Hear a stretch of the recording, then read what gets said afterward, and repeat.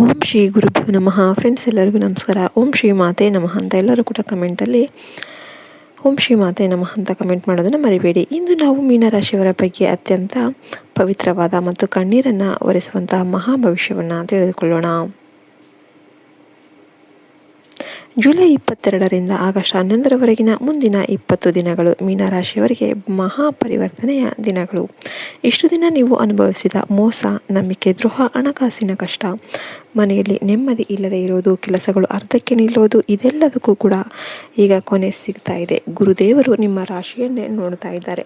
ಈ ವಿಡಿಯೋವನ್ನು ಎಲ್ಲೂ ಕೂಡ ಸ್ಕಿಪ್ ಮಾಡದೆ ಕೊನೆಯವರೆಗೂ ನೋಡಿ. ಯಾಕೆಂದರೆ ಕೊನೆಯಲ್ಲಿ ನಿಮ್ಮ ಅದೃಷ್ಟದ ಬಾಗಿಲು ತೆರೆಯೋದಕ್ಕೆ ಮತ್ತು ನಿಮ್ಮ ಮನೆಯಲ್ಲಿ ಲಕ್ಷ್ಮಿ ನೆಲೆಸೋದಕ್ಕೆ ಒಂದು ದೈವಿ ಪರಿಹಾರವನ್ನು ನಾನು ನಿಮಗೆ ಹೇಳ್ಕೊಡ್ತೀನಿ.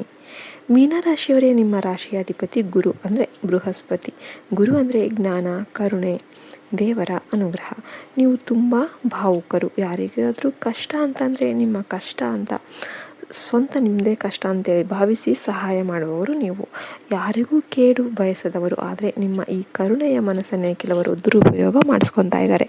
ನೀವು ಎಲ್ಲರನ್ನೂ ನಿಮ್ಮವರು ಅಂತ ನಂಬಿಕೊಳ್ತೀರಾ. ನಿಮ್ಮ ಮನಸ್ಸಿನ ಗುಟ್ಟು, ನಿಮ್ಮ ಮುಂದಿನ ಪ್ಲ್ಯಾನ್, ನಾನು ಮನೆ ಕಟ್ತಾ ಇದ್ದೀನಿ, ಮಕ್ಕಳ ಮದುವೆ ಮಾಡ್ತಾ ಇದ್ದೀನಿ, ಹೊಸ ವ್ಯಾಪಾರ ಶುರು ಮಾಡ್ತಾ ಇದ್ದೀನಿ ಅಂತ ಎಲ್ಲರೂ ಕೂಡ ಹೇಳಿಬಿಡ್ತೀರಿ. ಆದರೆ ನಿಮ್ಮ ದೂರದ ಒಬ್ಬ ಸಂಬಂಧಿಯೇ ನಿಮ್ಮ ಬಗ್ಗೆ ಬ್ಲ್ಯಾಕ್ ಮ್ಯಾಜಿಕನ್ನು ಮಾಡಿಸಿರಬಹುದು. ಅವರ ಹೆಸರು ಎಸ್ ಅಥವಾ ಡಿ ಅಕ್ಷರದಿಂದ ಪ್ರಾರಂಭ ಆಗ್ತಿರಬಹುದು. ಮೀನರಾಶಿಯವರೇ, ನಿಮ್ಮ ಒಳ್ಳೆಯತನವನ್ನೇ ನೋಡಿ ಖುಷಿ ಪಡುವವರಿಗಿಂತ ಹೊಟ್ಟೆ ಕಿಚ್ಚು ಪಡುವವರೇ ಜಾಸ್ತಿ ಇದ್ದಾರೆ ಈ ಕಲಿಯುಗದಲ್ಲಿ. 2025ರ ಅಕ್ಟೋಬರ್ನಿಂದ 2026ರ ಜುಲೈವರೆಗೆ ನಿಮ್ಮ ಜಾತಕದಲ್ಲಿ ಶನಿಯ ಅರ್ಧ ದೃಷ್ಟಿ ಮತ್ತು ರಾಹುವಿನ ಸಂಚಾರ ಇತ್ತು. ಇದರಿಂದಾಗಿ ನೀವು ತುಂಬ ನೋವನ್ನು ಅನುಭವಿಸ್ತಾ ಇದ್ದೀರಿ.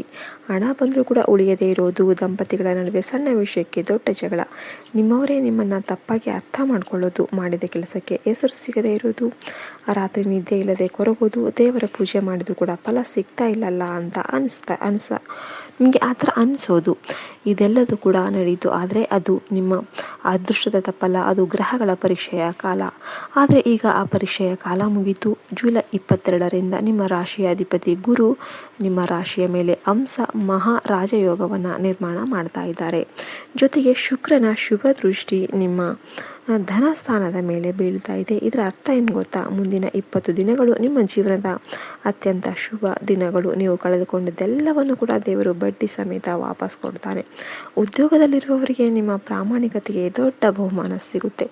ಪ್ರಮೋಷನ್, ಸಂಬಳ ಜಾಸ್ತಿ, ಕಾಯುತ್ತಿದ್ದ ವರ್ಗಾವಣೆ ಸಿಗುತ್ತೆ. ವ್ಯಾಪಾರ ಮಾಡೋರಿಗೆ ಹಳೆಯ ಸಾಲ ವಸೂಲಿಯಾಗಿ ಹೊಸ ಲಾಭದ ದಾರಿ ತೆರೆದುಕೊಳ್ಳುತ್ತೆ. ಸಾಲದ ಸಮಸ್ಯೆ ಬಗೆಹರಿಯುತ್ತೆ. ವಿದೇಶಕ್ಕೆ ಹೋಗಬೇಕು ಅಂತ ಇರೋರಿಗೆ ವೀಸಾ, ಕೆಲಸದ ಕರೆ ಬರುವ ಯೋಗ ಇದೆ. ಮದುವೆ ಆಗದೇ ಇರುವ ಮೀನರಾಶಿಯವರಿಗೆ ಕಂಕಣ ಭಾಗ್ಯ ಕೂಡಿ ಬರುತ್ತೆ. ದಂಪತಿಗಳ ನಡುವೆ ಪ್ರೀತಿ, ನೆಮ್ಮದಿ ಮರಳಿ ಬರುತ್ತೆ. ನಿಮ್ಮ ಮಾತಿಗೆ ಈಗ ಬೆಲೆ ಬರುತ್ತೆ. ಈ ಸಮಯದಲ್ಲಿ ನೀವು ಒಂದು ಕೆಲಸವನ್ನು ಮಾತ್ರ ಮಾಡಬಾರ್ದು. ನಿಮ್ಮ ಗುಟ್ಟನ್ನು ಯಾರಿಗೂ ಕೂಡ ಹೇಳಬೇಡಿ. ಮೌನವೇ ನಿಮ್ಮ ದೊಡ್ಡ ರಕ್ಷಣೆ. ನೀವು ಎಷ್ಟು ಮೌನವಾಗಿರ್ತೀರೋ ಅಷ್ಟು ಬೇಗ ಬೆಳಿತೀರಿ. ಯಾರೊಂದಿಗೂ ಕೂಡ ಜಗಳಕ್ಕೆ, ವಾದಕ್ಕೆ ಹೋಗಬೇಡಿ. ನಿಮ್ಮ ಕೆಲಸದಿಂದಲೇ ಉತ್ತರ ಕೊಡಿ. ನಿಮ್ಮ ಬೆಳವಣಿಗೆಯನ್ನು ನೋಡಿ ಹೊಟ್ಟೆ ಕಿಚ್ಚು ಪಡುವವರು ನಿಮ್ಮ ಹತ್ತಿರದಲ್ಲೇ ಇದ್ದಾರೆ. ಅವರನ್ನು ದ್ವೇಷ ಮಾಡಬೇಡಿ, ದೂರ ಇರಿ. ಮನೆಯಲ್ಲಿ ನೆಗೆಟಿವ್ ಎನರ್ಜಿ ಇದೆಯಾ ಅಂತ ಹೇಗೆ ತಿಳಿಯೋದು?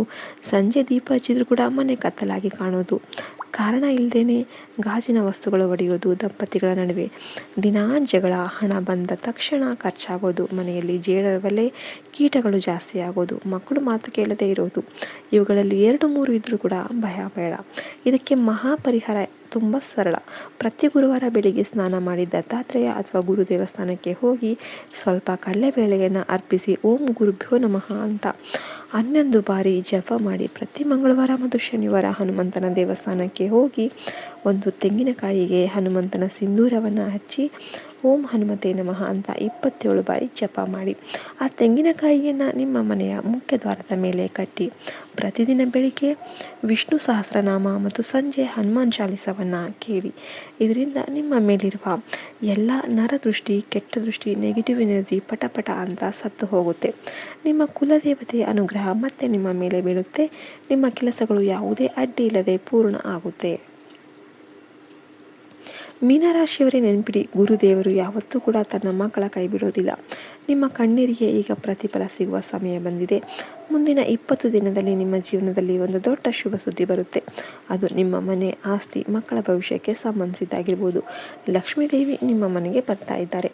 ಈ ಮಾಹಿತಿ ಇಷ್ಟ ಆಗಿದ್ರೆ ಈಗಲೇ ಲೈಕ್ ಮಾಡಿ, ಓಂ ನಮೋ ನಾರಾಯಣಾಯ ಅಂತ ಕಮೆಂಟ್ ಮಾಡಿ. ಮೀನರಾಶಿಯ ನಿಮ್ಮ ಫ್ರೆಂಡ್ ಜೊತೆ ಶೇರ್ ಮಾಡಿ. ನಮ್ಮ ಚಾನಲನ್ನು ಸಬ್ಸ್ಕ್ರೈಬ್ ಮಾಡಿಕೊಳ್ಳಿ. ಇದು ಜನರಲ್ ರೀಡಿಂಗ್ ಆಗಿರೋದ್ರಿಂದ ಎಲ್ಲರಿಗೂ ಕೂಡ 100% ಅನ್ವಯ ಆಗದೇ ಇರಬಹುದು. ಎಲ್ಲರಿಗೂ ಒಳ್ಳೆಯದಾಗಲಿ. ಜೈ ಹಿಂದ್, ಜೈ ಭಾರತ್ ಮಾತೆ. ಹರಿ ಓಂ ತತ್ಸತ್. ಸರ್ವೇ ಜನೋ ಸುಖಿನೋ ಭವಂತು. ಧನಸ್ಥಾನದ ಮೇಲೆ ಬೀಳ್ತಾ ಇದೆ. ಇದರ ಅರ್ಥ ಏನು ಗೊತ್ತಾ? ಮುಂದಿನ 20 ದಿನಗಳು ನಿಮ್ಮ ಜೀವನದ ಅತ್ಯಂತ ಶುಭ ದಿನಗಳು. ನೀವು ಕಳೆದುಕೊಂಡಿದ್ದೆಲ್ಲವನ್ನು ಕೂಡ ದೇವರು ಬಡ್ಡಿ ಸಮೇತ ವಾಪಸ್ ಕೊಡ್ತಾನೆ. ಉದ್ಯೋಗದಲ್ಲಿರುವವರಿಗೆ ನಿಮ್ಮ ಪ್ರಾಮಾಣಿಕತೆಗೆ ದೊಡ್ಡ ಬಹುಮಾನ ಸಿಗುತ್ತೆ. ಪ್ರಮೋಷನ್, ಸಂಬಳ ಜಾಸ್ತಿ, ಕಾಯುತ್ತಿದ್ದ ವರ್ಗಾವಣೆ ಸಿಗುತ್ತೆ. ವ್ಯಾಪಾರ ಮಾಡೋರಿಗೆ ಹಳೆಯ ಸಾಲ ವಸೂಲಿಯಾಗಿ ಹೊಸ ಲಾಭದ ದಾರಿ ತೆರೆದುಕೊಳ್ಳುತ್ತೆ. ಸಾಲದ ಸಮಸ್ಯೆ ಬಗೆಹರಿಯುತ್ತೆ. ವಿದೇಶಕ್ಕೆ ಹೋಗಬೇಕು ಅಂತ ಇರೋರಿಗೆ ವೀಸಾ, ಕೆಲಸದ ಕರೆ ಬರುವ ಯೋಗ ಇದೆ. ಮದುವೆ ಆಗದೇ ಇರುವ ಮೀನರಾಶಿಯವರಿಗೆ ಕಂಕಣ ಭಾಗ್ಯ ಕೂಡಿ ಬರುತ್ತೆ. ದಂಪತಿಗಳ ನಡುವೆ ಪ್ರೀತಿ, ನೆಮ್ಮದಿ ಮರಳಿ ಬರುತ್ತೆ. ನಿಮ್ಮ ಮಾತಿಗೆ ಈಗ ಬೆಲೆ ಬರುತ್ತೆ. ಈ ಸಮಯದಲ್ಲಿ ನೀವು ಒಂದು ಕೆಲಸವನ್ನು ಮಾತ್ರ ಮಾಡಬಾರ್ದು. ನಿಮ್ಮ ಗುಟ್ಟನ್ನು ಯಾರಿಗೂ ಕೂಡ ಹೇಳಬೇಡಿ. ಮೌನವೇ ನಿಮ್ಮ ದೊಡ್ಡ ರಕ್ಷಣೆ. ನೀವು ಎಷ್ಟು ಮೌನವಾಗಿರ್ತೀರೋ ಅಷ್ಟು ಬೇಗ ಬೆಳಿತೀರಿ. ಯಾರೊಂದಿಗೂ ಕೂಡ ಜಗಳಕ್ಕೆ, ವಾದಕ್ಕೆ ಹೋಗಬೇಡಿ. ನಿಮ್ಮ ಕೆಲಸದಿಂದಲೇ ಉತ್ತರ ಕೊಡಿ. ನಿಮ್ಮ ಬೆಳವಣಿಗೆಯನ್ನು ನೋಡಿ ಹೊಟ್ಟೆ ಕಿಚ್ಚು ಪಡುವವರು ನಿಮ್ಮ ಹತ್ತಿರದಲ್ಲೇ ಇದ್ದಾರೆ. ಅವರನ್ನು ದ್ವೇಷ ಮಾಡಬೇಡಿ, ದೂರ ಇರಿ. ಮನೆಯಲ್ಲಿ ನೆಗೆಟಿವ್ ಎನರ್ಜಿ ಇದೆಯಾ ಅಂತ ಹೇಗೆ ತಿಳಿಯೋದು?